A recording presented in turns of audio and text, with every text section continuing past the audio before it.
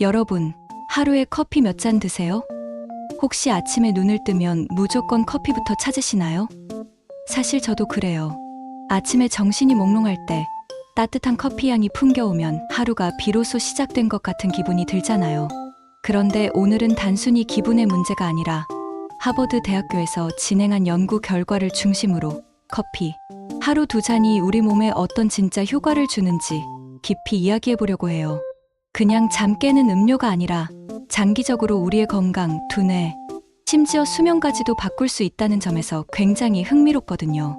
저는 제 이름 임나영이고 피아노 전공을 해서 오래 음악을 했고 지금은 뉴욕에서 선생님으로도 일하고 있는데요. 제 개인적인 경험도 곁들여서 함께 나누어 볼게요.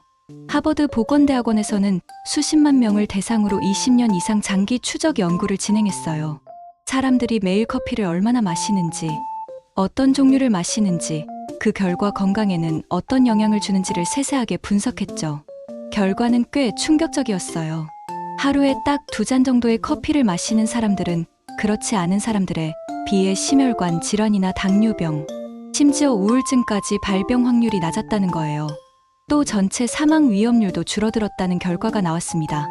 즉, 우리가 흔히 생각하는 커피는 건강에 안 좋다는 오해와는 달리 적당량의 커피는 오히려 건강을 지켜주는 힘이 있다는 거죠. 다만 하루 5잔 이상을 마시면 불면증이나 위산 역류, 불안 같은 부작용이 생길 가능성이 높다고도 했습니다. 결국 적당이라는 키워드가 핵심이에요. 그럼 왜 이런 효과가 나타나는 걸까요? 바로 커피 속 카페인과 항산화 성분 덕분이에요.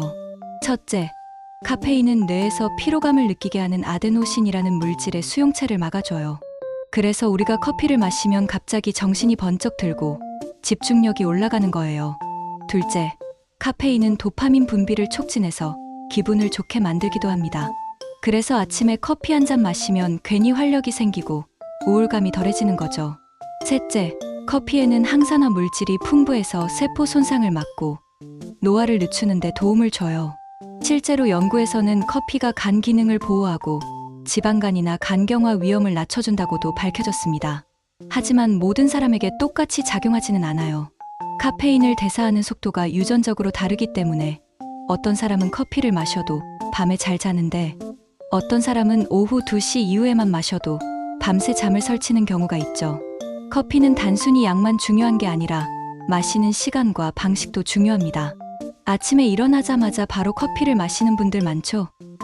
그런데 사실 아침 기상 직후에는 우리 몸에서 코르티솔이라는 호르몬이 많이 분비돼서 그 시간대에는 커피 효과가 크게 드러나지 않아요. 오히려 오전 9시, 10시쯤 코르티솔 수치가 내려갈 때 마시는 게 훨씬 효과적이라고 해요.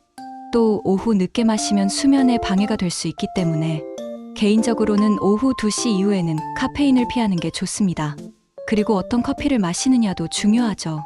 블랙커피가 가장 건강 효과가 크고 설탕과 프림이 잔뜩 들어간 커피는 오히려 해롭습니다. 물론 달콤한 라떼를 좋아하는 분들도 많지만 건강을 생각한다면 하루에 1~2잔은 블랙으로 바꿔보는 것도 좋아요. 재미있는 건 디카페인 커피도 일정 부분 항산화 효과는 유지된다는 점이에요. 그래서 카페인에 민감한 분들은 디카페인으로 대체해도 나쁘지 않습니다. 저는 사실 커피와 특별한 추억이 참 많아요. 대학 시절 피아노 연습실에서 새벽까지 연습하던 시절이 있었는데요. 그때 제 곁을 지켜준 건 늘 커피였어요. 시험 준비나 공연 준비할 때 커피 없이는 버티기 힘들었죠. 하지만 그 시절에는 하루 5잔, 6잔씩 마셨던 적도 있었는데 그땐 확실히 부작용이 있었어요. 밤에 잠이 안 오고 위가 쓰리고 심장이 괜히 두근거리고요. 그래서 결국 몸이 신호를 보내더라고요. 이제 그만 줄여라 하고요. 지금은 full-time teacher로 학교에 나가 수업을 하는데 오전 수업 전에 커피 한 잔은 정말 필수예요. 아이들과 함께 수업을 진행하려면 에너지가 필요한데 커피 한 잔으로 집중력을 끌어올릴 수 있거든요. 그런데 예전과 달리 지금은 하루 딱 2잔으로 제한하고 있어요. 그렇게 했더니 불면증도 줄고 위 건강도 훨씬 나아졌습니다. 이제는 저만의 균형을 찾은 거죠.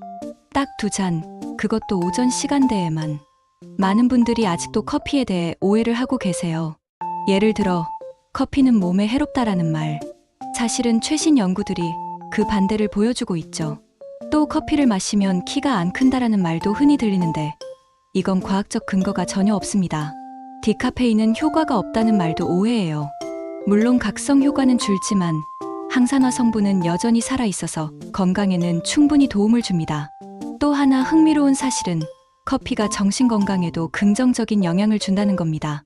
실제 연구에서는 커피를 마시는 사람들이 우울증 발병 위험이 낮다는 결과가 나왔어요.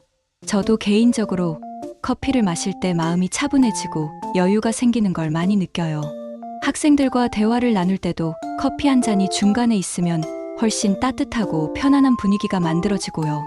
음악 아이디어도 커피 마실 때 자주 떠오르더라고요. 자, 이제 정리해 볼까요? 오늘의 핵심은 3가지예요.